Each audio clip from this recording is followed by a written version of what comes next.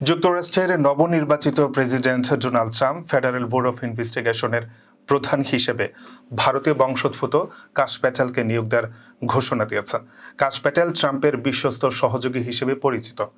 সবকিছু ঠিক থাকলে আগামী বছরের জানুয়ারিতে ট্রাম্প প্রেসিডেন্ট হিসেবে দায়িত্ব গ্রহণের পর তিনি এফবিআই প্রধানের দায়িত্ব গ্রহণ করবেন। এই নিয়োগের মধ্য দিয়ে ট্রাম্প বর্তমান এফবিআই প্রধান ক্রিস্টোফার ওয়েকে সরিয়ে দেওয়ার ইঙ্গিত দিয়েছেন।